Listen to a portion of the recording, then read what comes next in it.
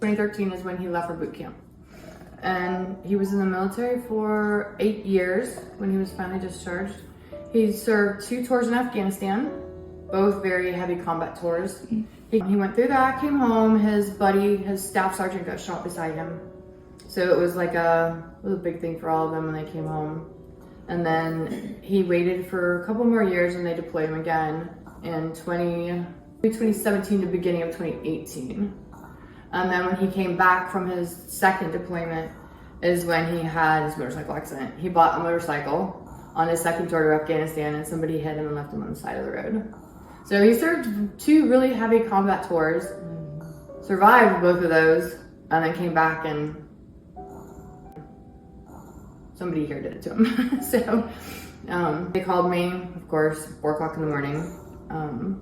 I got to the hospital and the emergency room doctor took me into a separate room and said he has a less than 1% chance of making it through the night. And I said, okay, he's got a chance, yes. And then she started crying. And I was like, oh, okay, that's probably not very good, I guess. So he was curled up in the fetal position, not a chance to make it. But we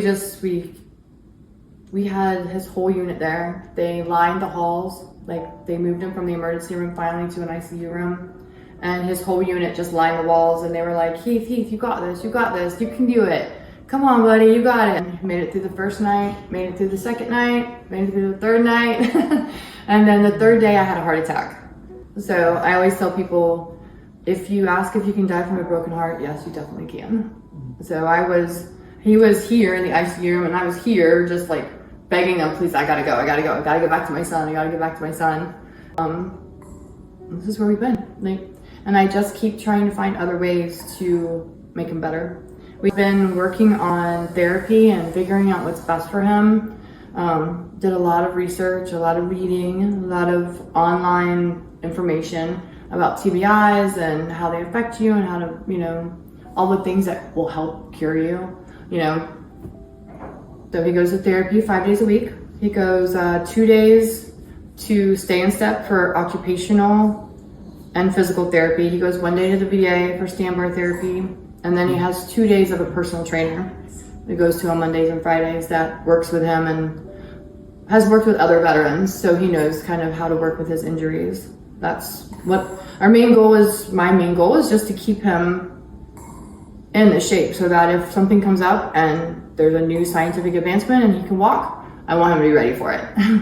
I don't want there to be any, he's got to get in shape or whatever. No, I want him to walk right into it. So other than that, VDC has allowed me to hire somebody that I want to hire. Before VDC, I was paying Kelly, who's been with us since 2 months before we left the VA. She's been with us now for, 6 years? September? Yeah. So she's been with us for a long time, but Nathaniel was paying her out of pocket until VDC came, until I found out about VDC. So now Kelly gets paid through VDC and kind of lightens the load for us a little bit.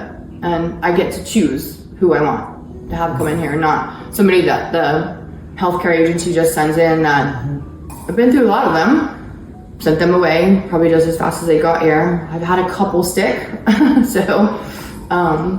VDC has really enabled us to keep Kelly on. And plus, because Kelly's been here for 6 years, she knows everything there is to know about Nathaniel. And they have such a great relationship and it's fun to see them together.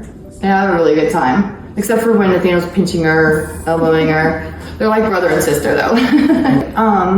Because we have such a great routine down, everybody thinks it's easy. Everybody thinks I have everything all together and I present a perfect front, but that is actually not the way it is. Every day is a struggle, Seeing my son like this is a struggle every day.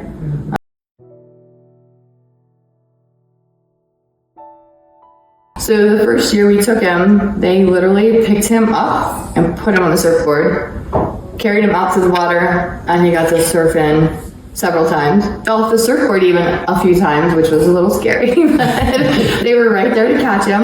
And it's been a really neat event. We go every year, and it's allowed him to do things that he never thought he could that I never thought that he would be able to do again. It allows him to be a regular person